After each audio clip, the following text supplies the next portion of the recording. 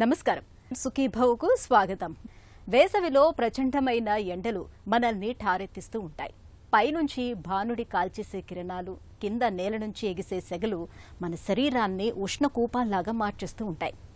మండిపోయే ఈ ఎండల ధాటికి ఒంట్లో ద్రవ నష్టం మొదలుకొని వడదెబ్బ వరకు ఈ సీజన్లో మనకు చాలా చిక్కులే ఎదురవుతూ ఉంటాయి. ఇక పిల్లలు, వయసు మళ్లిన వాళ్ళకైతే వేసవిలో అడుగడుగున ఏదో ఒక కష్టం ఎదురవుతూ ఉంటుంది. ఈ నేపథ్యంలో వేసవిని సునాయాసంగా గట్టెక్కేందుకు ఏం చేయాలి? సూర్యుడి ప్రతాపాన్ని తట్టుకుంటూ మన ఆరోగ్యాన్ని పదిలంగా కాపాడుకునేందుకు ఎలాంటి జాగ్రత్తలు తీసుకోవాలి? ముఖ్యంగా ప్రమాదకరంగా పరిణమించే వడదెబ్బను ఎలా కాచుకోవాలి? వేసవి సీజన్లో మనం తీసుకోవాల్సిన జాగ్రత్తల గురించి ఇప్పుడు తెలుసుకుందాం.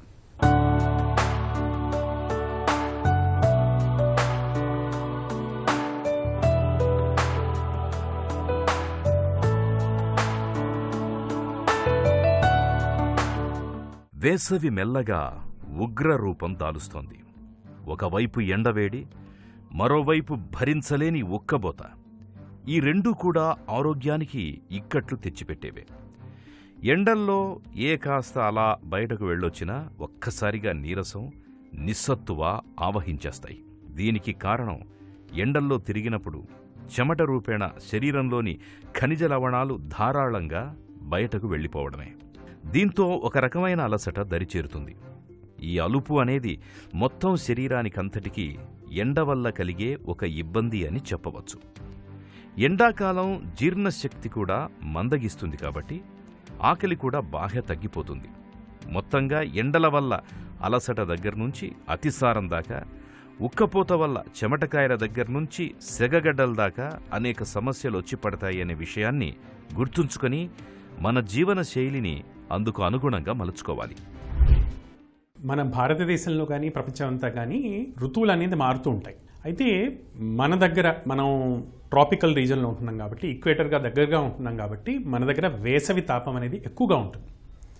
సదర్న్ ఇండియాలో ఎక్కువగా ఉంటుంది. కానీ ఈ మధ్యలో ప్రపంచంలో వస్తున్నటువంటి మార్పులు బట్టి ప్రతి దేశంలోనూ ఎండలు విపరీతంగా పెరుగుతున్నాయి. ఇప్పుడు మనం చూస్తున్న విషయం కూడా ఏప్రిల్లోనే అతి తీవ్రమైనటువంటి ఎండల్ని మనం ఎదుర్కొంటున్నాం. ఇక రాబోయే కాలంలో కూడా ఇలానే ఉండిపోతుంది. అందుకు ఫస్ట్ ఆఫ్ ఆల్ ఎండాకాలం లేదా ఎండల వల్ల వచ్చే మార్పులు, దాన్ని తీసుకోవాల్సిన జాగ్రత్తలు అనేవి తెలుసుకోవాల్సినవి మనకి చాలా చాలా ముఖ్యమైనటువంటి విషయం.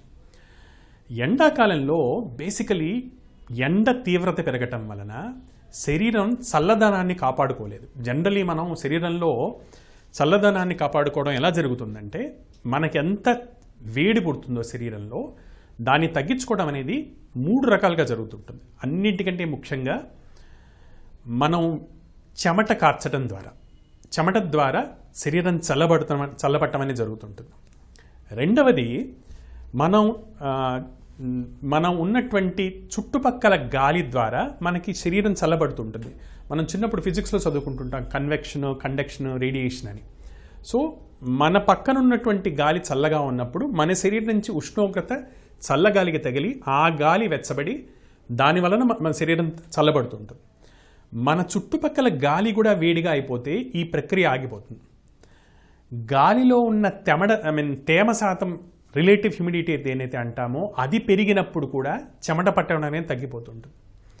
దీని వలన శరీరం చల్లపట్టడం అనేది తగ్గుతుంది. ఎండ వలన డైరెక్ట్గా శరీరం యొక్క వేడి పెరుగుతుంది. దీని వలన శరీరంలో వేడి పెరగటము, చెమట పట్టడం తగ్గిపోవటము, చల్లపట్టం అనేది తగ్గిపోవటము వలన శరీరంలో అనేక రకాలైనటువంటి సమస్యలు వస్తుంటాయి. అది వడదెబ్బ కానివ్వండి, అంటే సింపుల్గా హీట్ ఎగ్జాషన్ దగ్గర నుంచి సివియర్గా ఉంటే హీట్ స్ట్రోక్ వరకు మనం చూస్తుంటాం. వేసవిలో ప్రచండ భానుడి ప్రతాపానికి ఒంట్లోని నీరు, లవణాలు చెమట రూపంలో ధారాళంగా బయటకి వెళ్ళిపోతుంటాయి. మన ఒంట్లో నీటి శాతం తగ్గితే శరీరంలోని సమస్త వ్యవస్థలన్నీ స్తంభించిపోతాయి. వేడి, ఉక్కపోతల మూలంగా ఒంట్లో నుంచి చెమట రూపంలో బయటకు వెళ్ళిపోయే నీటిని, లవణాలను మనం తిరిగి వెంటనే భర్తీ చేయలేకపోతే మన ఒంట్లో నిర్జలీకరణం మొదలవుతుంది. ద్రవ నష్టం జరగడంతో సమస్యల తాకిడి పెరుగుతుంది. దాంతో నాలుక పిడచకట్టుకుపోతుంది, చర్మమంతా పొడారిపోతుంది, తల తిరుగుతున్నట్టుగా ఉంటుంది, ఒంట్లో వేడి పెరగడం, హీట్ క్రాంప్స్, డీహైడ్రేషన్, వడదెబ్బ తగలడం ఇలా అనేక సమస్యలు కనిపిస్తుంటాయి. ఈ సమస్యల తాకిడి వృద్ధులకు, దీర్ఘకాలిక జబ్బులతో బాధపడే వారికి ఎక్కువగా ఉంటుంది. సో బేసికలీ వడదెబ్బలో 2 రకాలుగా మనం చెప్పుకోవచ్చు. మొదటిది ఎగ్జర్షనల్ హీట్ ఇంజరీ. ఎగ్జర్షనల్ హీట్ ఇంజరీ అంటే అలవాటు లేని ప్రదేశంలో, మెయిన్గా తీర ప్రాంతాల్లో ఎక్కడైతే ఉక్కపోత ఎక్కువగా ఉంటుందో, గాలిలో తేమ శాతం ఎక్కువగా ఉంటుందో, రిలేటివ్ హ్యూమిడిటీ ఎక్కువగా ఉంటుందో, అక్కడ ఎండ ఎక్కువగా ఉన్నప్పుడు, అంటే వేడి పెరుగుతోంది, చెమట పట్టడానికి అవకాశం లేనిటువంటి ప్రదేశాల్లో అలవాటు లేకుండా మొదటిసారి అక్కడికి వెళ్ళిన వాళ్ళు ఒక్కటేసారి బాగా ఎక్సర్సైజ్ చేయటం వల్ల వచ్చేది మొట్టమొదటి రిస్క్ ఫ్యాక్టర్. ఇలా కాకుండా జీవనోపాధి కోసం ఎండల్లో పనిచేసేటువంటి కార్మికులు కానీ, కర్షకులు కానీ, రైతులు, వీళ్ళందరూ కూడా చాలా రోజులు అలవాటు లేకుండా మొదటిసారి పనిలో దిగటం, వీళ్ళకి రిస్క్ ఎక్కువగా ఉంటుంది.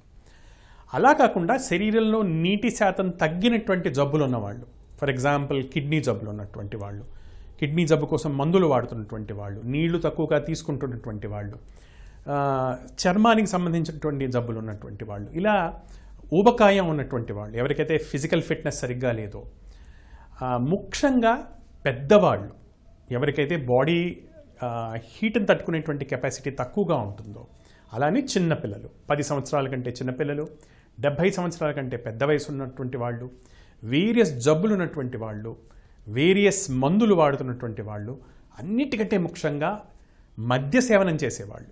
చాలామంది అనుకునేది ఏంటంటే మద్యం చాలా చల్లగా ఉంటుంది కాబట్టి ఎండాకాలం వచ్చిందంటే మనం చూస్తుంటాం బార్లు, రెస్టారెంట్ల ముందు పెద్ద క్యూలు కట్టి మరీ తాగుతుంటారు. బట్ అందరికీ తెలియని విషయం ఏంటంటే ఎంత చల్లబరిచినా మద్యం అనేది ఒక వేడి చేసే పదార్థం. దానివలన శరీర ఉష్ణోగ్రత పెరుగుతుంది, శరీరంలోంచి నీరు బయటికి పోతుంది. సో మద్యం తాగే వాళ్ళకి వడదెబ్బ తగిలే అవకాశాలు చాలా ఎక్కువగా ఉంటాయి. అలానే గంజాయి ఇటువంటి పదార్థాలు వాడేటువంటి వాళ్ళకు కూడా వడదెబ్బ తగిలేటువంటి అవకాశాలు చాలా ఎక్కువగా.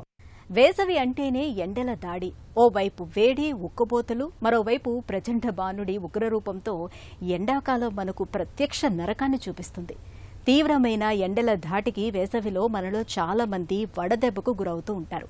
ముఖ్యంగా వృద్ధులకు వడదెబ్బ అనేది చాలా ప్రమాదకరంగా పరిణమిస్తూ ఉంటుంది. సకాలంలో సరైన ఉపశమన చర్యలు తీసుకోకపోతే వడదెబ్బ మూలంగా ప్రాణాలు కూడా ప్రమాదంలో పడుతూ ఉంటాయి. వడదెబ్బ తగిలిన అత్యవసర పరిస్థితిలో ప్రథమ చికిత్సగా వెంటనే ఏం చేయాలో, ఉపశమనం కోసం ఎలాంటి చర్యలు తీసుకోవాలో ఇప్పుడు తెలుసుకుందాం. వడదెబ్బ వేసవి విసిరే పంజా ఇది. వడదెబ్బ అత్యంత ప్రమాదకరమైన ఆరోగ్య సమస్య. వడదెబ్బను ఏమాత్రం నిర్లక్ష్యం చేసినా ప్రాణాలు క్షణాల్లో గాల్లో కలిసిపోతుంటాయి. సహజంగా ఎండల వేడిని తట్టుకునేందుకు మన శరీరం చెమట రూపంలో నీటిని బయటకు పంపి తనను తాను రక్షించుకుంటుంది. కొన్ని సందర్భాలలో ఈ ఎండల తీవ్రతను నియంత్రించే వ్యవస్థ మన శరీరంలో విఫలమైనప్పుడు మనిషి అపస్మారకంలోకి వెళ్లడం, అసలు చెమటలు పట్టకపోవడం, తలపోటు, వాంతులు, తీవ్రమైన జ్వరం లాంటివి వచ్చి ప్రాణాపాయ స్థితిలోకి వెళ్లే ప్రమాదముంది. దీనినే వడదెబ్బ తగిలింది అని చెబుతాం. విపరీతమైన ఎండల్ని తట్టుకోలేనప్పుడు ఈ వడదెబ్బ తగులుతుంది. ప్రధానంగా పిల్లలు, వృద్ధులు, క్రీడాకారులు, అతిమూత్ర వ్యాధి ఉన్నవారు, మద్యం ఎక్కువగా సేవించేవారిలో, ఇంకా మధుమేహం, హై బీపీ, స్థూలకాయం, అస్సలు వేడిని తట్టుకోలేని వారిలోనూ ఈ వడదెబ్బ ఎక్కువగా తగిలే ప్రమాదం ఉంది. సరైన మోతాదులో నీటిని తీసుకోకుండా ఎండల్లో తిరిగినప్పుడు వడదెబ్బ తగలడం చూస్తుంటాం. వడదెబ్బని టెక్నికల్లీ హీట్ రిలేటెడ్ ఇంజురీ లేదా హీట్ రిలేటెడ్ ఇల్నెస్ అంటారు. మొదటిది ఎండలో, ఉక్కపోతలో వ్యాయామం చేయటం వలన వచ్చేటువంటి వడదెబ్బ. ఇది ఎగ్జర్షనల్ హీట్ ఇంజురీ లేదా ఎగ్జర్షనల్ హీట్ రిలేటెడ్ ఇల్నెస్ అంటాం, ఎగ్జర్షన్ రిలేటెడ్ హీట్ ఇల్నెస్ అంటాం. రెండవది అలా కాకుండా పెద్దవాళ్లలో ఇంట్లోనే ఉండి వేడి వాతావరణం వల్ల వచ్చేటువంటివి నాన్ ఎగ్జర్షనల్ హీట్ ఇంజరీస్ అంటాం. ఏది ఏమైనప్పటికీ ఈ రెండింటిని మనం తెలుగులో వడదెబ్బ అంటాం. దీంట్లో ఇది 3 దశల్లో సాగుతుంది. మొట్టమొదటి దశ హీట్ ఎగ్జాషన్. హీట్ ఎగ్జాషన్ అంటే ఎండ వలన కార్డియక్ అవుట్పుట్ అనేది తగ్గిపోయి శరీరంలో నీటి శాతం తగ్గటం వలన శరీరానికి కావలసినటువంటి రక్త సరఫరా జరగక చిన్నపాటి దానితోనే అలిసిపోవటం, తీవ్రమైనటువంటి నీరసం, నిస్సత్తువ, కళ్ళు తిరగటం, మూత్రం పచ్చగా రావటం, కళ్ళు మంటలు, తలనొప్పి ఇలాంటివి ఉండటాన్ని మనం మెయిన్గా హీట్ ఎగ్జాషన్ అని అంటాం. ఇదే హీట్ ఎగ్జాషన్ దీన్ని గుర్తించకపోవటం, ముఖ్యంగా పెద్దవాళ్లలో ఇది ఓన్లీ నీరసం, ఆకలి తగ్గటం లాంటివి మాత్రమే కనపడతాయి, మిగతా మనకు కనపడవు కేర్ఫుల్గా చూస్తే తప్ప. చిన్నపిల్లల్లో కూడా అంతే. ఇది ప్రొసీడ్ అయితే కనుక, లేదా ఎవరన్నా ఎండల్లో దీన్ని ఇగ్నోర్ చేసి ఇంకా వాళ్ళు వ్యాయామం చేస్తున్నారు, ఇంకా ఎండలోనే ఉంటున్నారు, ఎండలోనే తిరుగుతున్నారు, అప్పుడు నెక్స్ట్ స్టేజ్కి వెళ్తారు. దాన్ని హీట్ ఇల్నెస్ అంటారు. సో హీట్ ఇంజురీ అంటారు. హీట్ ఇంజురీలో బీపీ బాగా తగ్గిపోవటం వలన శరీరంలో ఇంపార్టెంట్ ఆర్గన్స్ అయినటువంటి కండరాలు కానివ్వండి, లివర్ కానివ్వండి, కిడ్నీ కానివ్వండి, హార్ట్ కానివ్వండి, వీటి ఫంక్షన్ అనేది దెబ్బతింటుంది.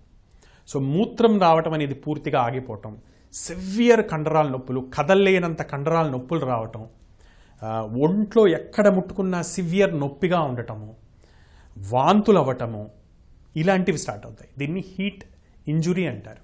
ఈ దశలో కూడా హీట్ ట్రీట్మెంట్ జరగకపోతే లాస్ట్ దశను మనం హీట్ స్ట్రోక్ అంటాం. సో హీట్ స్ట్రోక్లో జరిగేది ఏంటి? ఒక్కొక్క అవయవానికి రక్త సరఫరా ఆగిపోతూ ఆఖరికి మెదడుకి రక్త సరఫరా అనేది ఆగిపోతుంది. దీనివలన తీవ్రమైనటువంటి తలనొప్పితో మొదలయ్యి అయోమయంగా ఉండటం, ఏదోగా మాట్లాడటం, స్పృహ కోల్పోవటం, ఫిట్స్ రావటం, వాంతులు చేసుకోవటం, ఇటువంటి తీవ్రమైన మెదడుకు సంబంధించినటువంటి లక్షణాలు మనకు కనపడతాయి. ఇటువంటి లక్షణాలు కనపడ్డప్పుడు దీన్ని హీట్ స్ట్రోక్ అంటారు. సో సివియర్ వీక్నెస్, లో బీపీతో మొదలయ్యి మిగతా ఆర్గన్స్ ఎఫెక్ట్ అవ్వటం, ఆఖరికి బ్రెయిన్ కూడా ఎఫెక్ట్ అయితే దాన్ని హీట్ స్ట్రోక్ అంటారు. ఒకవైపు ఎండవేడి, మరోవైపు భరించలేని ఉక్కబోత, ఈ రెండు కూడా ఆరోగ్యానికి ఇక్కట్లు తెచ్చిపెట్టేవే. 40 డిగ్రీలు దాటిన ఎండవేడికి ఎక్కువగా గురైతే మన శరీరంలో ఉష్ణోగ్రతను నియంత్రించే వ్యవస్థ దెబ్బతింటుంది. దీంతో శరీరంలోని వేడిని చెమట రూపంలో బయటకు తీసుకెళ్లే మార్గాలు మూసుకుపోతాయి.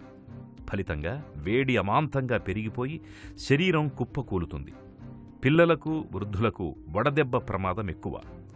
వడదెబ్బ తగిలిన వారిలో శరీర ఉష్ణోగ్రత ఒక్కసారి 105 డిగ్రీల దాకా వెళుతుంది. శ్వాసక్రియ వేగంగా పెరుగుతుంది. రక్తపోటు, పల్స్ రేటు బాగా పెరిగిపోతుంది. ఒక్కోసారి స్పృహ కూడా కోల్పోతారు. ఇదొక రకంగా అత్యవసర పరిస్థితి. వడదెబ్బ తగిలినప్పుడు ముందుగా ఒంటిపైన ఉన్న దుస్తులను తొలగించాలి. చల్లగాలి వచ్చే ప్రదేశంలో పడుకోబెట్టాలి. తడిబట్టతో తుడుస్తూ చల్లదనాన్ని కలిగించే ప్రయత్నం చేయాలి. గ్లూకోజ్ నీళ్లను లేదంటే కొబ్బరి నీళ్లను తాగించాలి. పరిస్థితి మరీ ప్రమాదకరంగా కనిపిస్తున్నప్పుడు వెంటనే పేషెంట్ని ఆసుపత్రికి తరలించాలి. హీట్ స్ట్రోక్ అనేది ఒక మెడికల్ ఎమర్జెన్సీ. దీన్ని హాస్పిటల్కి వెళ్ళి మనం వైద్యం చేద్దామని ఎప్పుడూ అనుకోకూడదు. దీని చికిత్స అనేది ఎక్కడ మనం ఫస్ట్ ఇది కనపడితే మనం అక్కడే మనం ట్రీట్ చేయడం అనేది చాలా చాలా ఇంపార్టెంట్. వ్యక్తి కనుక నార్మల్గా బ్రీతింగ్ చేయగలిగితే ఐస్ వాటర్లో తల బయటకు ఉండి మిగతా శరీరం అంతా మునిగి ఉండేటట్టు ఉంచడం మనం చేయగలిగినటువంటి ప్రాథమికమైన చికిత్స. పర్టికులర్గా ఎండలో పనిచేస్తున్న వాళ్ళకి, కార్మికులకి, స్పోర్ట్స్ పర్సన్స్కి దీన్ని ఇంటెన్సివ్ కూలింగ్ థెరపీ అంటారు. ర్యాపిడ్ కూలింగ్ అనేది చాలా చాలా ఇంపార్టెంట్ వీళ్ళకి. అయితే ఇది చేసేటప్పుడు శ్వాస అనేది ప్రాపర్గా జరుగుతుందా, వీళ్ళు స్పృహలోనే ఉన్నారా అనేది చాలా చాలా ఇంపార్టెంట్. స్పృహ లేని వాళ్ళకి, శ్వాస సరిగ్గా తీసుకోలేని వాళ్ళకి ఎప్పుడూ నీళ్ళలో ముంచకూడదు. అలాంటి వాళ్ళకి చేయాల్సింది ఏంటంటే ఐస్ని మనం గుడ్డల్లో కట్టేసేసి ఇంపార్టెంట్ ప్లేసెస్లో పెద్ద పెద్ద రక్తనాళాలు ఉన్నటువంటి మెడ కానివ్వండి, చంకలు కానివ్వండి, అలానే గజ్జలు కానివ్వండి, వీటిని అన్నిటి చోట్ల ఐస్ ప్యాక్ని పెట్టేసేసి చల్లటి మొదలు ఎండలోంచి బయటికి తీసుకొచ్చి వెళ్ళని చల్ల ప్రదేశంలో పెట్టి చల్లని నీళ్లతోటి ఒళ్ళంతా తడిపి ఫ్యాన్ తోటి చల్ల గాలి వచ్చేటట్టు చూడటం నెక్స్ట్ ఇమ్మీడియట్గా చేయాల్సినటువంటి therapy. So invasive cooling therapies కానీ, లేదా ఇమ్మర్సివ్ కూలింగ్ థెరపీస్ కానీ, నాన్ ఇమ్మర్సివ్ కూలింగ్ థెరపీస్ కానీ రెండిచోటి ఫస్ట్ కూల్ చేసి బాడీ టెంపరేచర్, యూజువల్లీ హీట్ స్ట్రోక్లో బాడీ టెంపరేచర్ అనేది 105 డిగ్రీల కంటే ఎక్కువగా ఉంటుంది. ఈ 105 డిగ్రీల టెంపరేచర్ కనీసం 101 దాకా వెంటనే ర్యాపిడ్గా అరగంట లోపల తగ్గేటట్టు చూసి ఆ తర్వాత హాస్పిటల్కి షిఫ్ట్ చేయడం అనేది ఐడియల్ థింగ్. మనం చేయగలిగితే కనుక అన్నిటికంటే ఇంపార్టెంట్ థింగ్.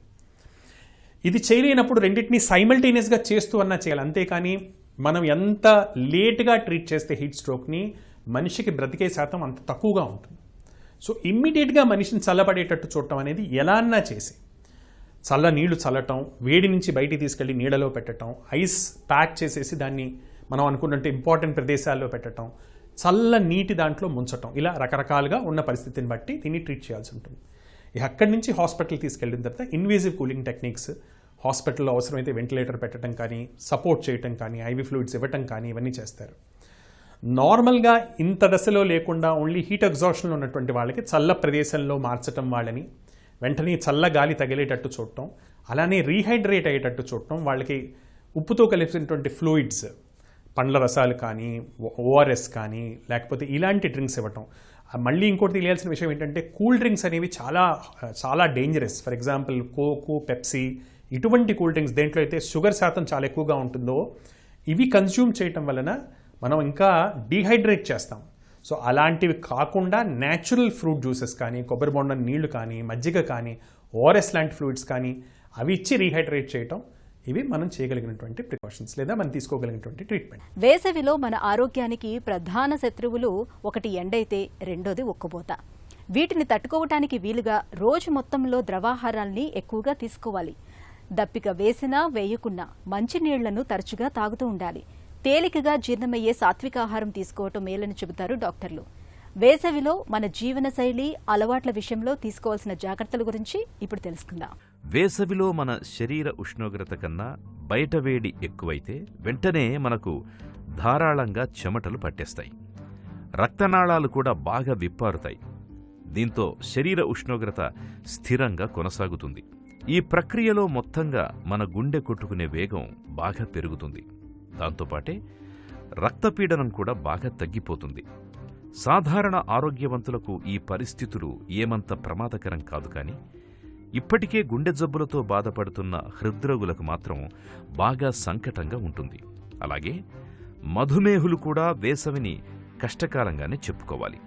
తీవ్రమైన వేడి, ఉక్కపోతల మూలంగా ఒంట్లోని నీరు, లవణాలు చెమటల రూపంలో బయటకెళ్లిపోతూ ఉండడంతో రక్తంలో గ్లూకోజ్ శాతాలు తీవ్రమైన హెచ్చుతగ్గులకు లోనవుతుంటాయి. ఇన్సులిన్ కూడా ఇట్టే పాడైపోతుంటుంది. తరచూ డీహైడ్రేషన్, వడదెబ్బలకు గురవుతుంటారు. ప్రమాదకరంగా పరిణమించే ఈ పరిస్థితుల్ని అదుపులో ఉంచుకునేందుకు హృద్రోగులు, మధుమేహులు, ఇతర దీర్ఘకాలిక జబ్బులతో బాధపడేవారు వేసవి ముగిసేదాకా జీవనశైలి, అలవాట్లు, ఆహార, వ్యాయామాలు, మందుల వాడకంలో చాలా జాగ్రత్తల్ని తీసుకోవాల్సి ఉంటుంది. వేసవిలో చిన్నపిల్లలు, వృద్ధులు బేసికలీ ఎండ బారిన పడేటువంటి ప్రాబ్లమ్స్, ఎండ వల్ల వచ్చేటువంటి ప్రాబ్లమ్స్కి వాటి బారిన పడేటువంటి అవకాశాలు వీళ్ళకి ఎక్కువగా ఉంటాయి. అందువలన ఆహారంలో కానివ్వండి, ఎండలో తిరగకపోవటం కానివ్వండి, మందులు వాడుతున్నటువంటి వాళ్ళు మందుల్లో కానివ్వండి, చిన్నపిల్లలు, పెద్దవాళ్ళు వీటిని ఇంకా ఎక్కువగా పాటించవలసిన అవసరం ఎంతన్నా ఉంటుంది. ఇంకో ముఖ్యమైన విషయం ఏంటంటే పెద్దవాళ్లలో వడదెబ్బ లక్షణం అనేది మనకు ఓన్లీ నీరసము, ఆకలి తగ్గటము, మూత్రం పచ్చగా రావటం అనే మూడు లక్షణాలతో కూడా మనకు కనపడచ్చు, లేదా కన్ఫ్యూజన్, వీటితోనే కనపడచ్చు మనకి. సో పెద్దవాళ్లలో మనం అనుమానం కూడా మనకి ఎక్కువగా ఉండాల్సి ఉంటుంది. అయ్యో వీళ్ళకి వడదెబ్బ తగిలిందేమో అనేటువంటి అనుమాన శాతం కూడా ఎక్కువగా మనం అనుమానపడాల్సినటువంటి అవకాశం ఎంతన్నా ఎక్కువగా ఉంటుంది. వేసవిలో పాటించాల్సినటువంటి జాగ్రత్తలు: మొట్టమొదటిది, ఎండలో అవసరమైతేనే బయటికి వెళ్ళండి. ముఖ్యంగా 12:30 నుంచి 4 వరకు. నెంబర్ 1. నెంబర్ 2, బయటికి వెళ్ళేటప్పుడు గొడుగు కానీ ఏదన్నా ఆచ్ఛాదన తప్పకుండా తీసుకెళ్ళండి. నెంబర్ 3, వేసుకునే బట్టలు చర్మానికి గాలి ఆడేటట్టు ఉండేటట్టు చూసుకొని వేసుకోండి. తేలిగ్గా ఉండే బట్టలు, కాటన్ బట్టలు వేసుకోండి. నెంబర్ 4, ఆహారంలో చెమటని పుట్టించేటువంటి కానీ లేదా నీటి శాతం తగ్గించేటువంటి ఆహారాన్ని తగ్గించండి. కారము, ఘాటు, గరం మసాలాలు, టీ, కాఫీ, అలానే ఆల్కహాల్, ఇటువంటి పదార్థాలన్నింటినీ తగ్గించండి లేదా మానేయండి. నెంబర్ 5, దీనికి విపరీతమైనటువంటి ఆహార పదార్థాలు ఎక్కువగా తీసుకోండి. అండ్ మెయిన్గా పండ్లు, పండ్ల రసాలు, చల్ల లేదా ఓఆర్ఎస్ లాంటి ద్రవ పదార్థాలు, వీటిని మాటికి తిరిగి సేవించండి. నెంబర్ 6, మీరు మందులు వాడుతుంటే మీ మందుల్ని దాని వలన వడదెబ్బ తగిలేటువంటి అవకాశాలు ఉంటే కనుక వాటిని మార్చుకోవటం కానీ, వాటి మోతాదు మార్చుకోవటం కానీ, ఇటువంటి బేసిక్ జాగ్రత్తలు తీసుకోండి. ఇటువంటి జాగ్రత్తలు తీసుకోవటం వలన సామాన్యంగా వడదెబ్బ బారిన పడకుండా మన ఆరోగ్యాన్ని మనం కాపాడుకోగలుగుతాం. నైరుతి ఋతుపవనాలొచ్చేదాకా మనం ఎండల వేడిని భరించక తప్పదు. కాబట్టి అంతవరకు వడదెబ్బ తగలకుండా జీవన శైలిలో తగిన జాగ్రత్తలు తీసుకోవాలి. ఎండలు తగ్గేదాకా బయట ఎక్కువగా తిరగకూడదు. తప్పనిసరిగా బయటికి వెళ్లాల్సి వచ్చినప్పుడు గొడుగు, వాటర్ బాటిల్ వెంట తీసుకెళ్లాలి. మొబైల్ ఫోన్ని తప్పనిసరిగా వెంట ఉంచుకోవాలి. వడదెబ్బకు గురైనప్పుడు చుట్టుపక్కల వ్యక్తులు వెంటనే కుటుంబ సభ్యులకు సమాచారాన్ని అందించడానికి వీలుగా ఫ్యామిలీ పేరుతో నంబర్లను సేవ్ చేసుకోవడం మంచిది. అడ్రస్తో కూడిన గుర్తింపు కార్డు జేబులో ఉంచుకోవాలి. ఈ సీజన్ ముగిసేదాకా తెలుపు రంగు, అవి కూడా కాటన్ దుస్తుల్ని ధరించడం మేలు. నిత్యం తేలికగా అరిగే ఆహారాలను మాత్రమే తీసుకోవాలి. నీరసం బారిన పడకుండా ఉండేందుకు బాగా శక్తినిచ్చే తీపి పదార్థాలను తీసుకోవడం మంచిది. ఎండవేడికి విరుగుడుగా చల్లటి పదార్థాలను తరచూ తీసుకోవాలి. అన్నింటికంటే ముఖ్యంగా ఎండవేడికి ఒంట్లో ద్రవ నష్టం ఎక్కువగా ఉంటుంది కాబట్టి ద్రవ పదార్థాలను బాగా తీసుకోవాలి. వేసవిలో ఇదే ప్రాథమిక సూత్రం. వేసవి సీజన్లో ఎండల తీవ్రతకు అనుగుణంగా మన జీవన శైలిని మార్చుకోవాలి. ఎండ ఎక్కువగా ఉన్న సమయంలో బయటకు వెళ్లకపోవటమే మేలు. ఒంట్లో ద్రవ నష్టాన్ని నివారించుకునేందుకు మంచినీళ్లను, ద్రవాహారాలను ఎక్కువగా తీసుకోవాలి. వదిలైన కాటన్ దుస్తుల్ని ధరించాలి. వడదెబ్బ లక్షణాలు కనిపిస్తున్నప్పుడు ఆలస్యం చేయకుండా వెంటనే డాక్టర్ని సంప్రదించాలి.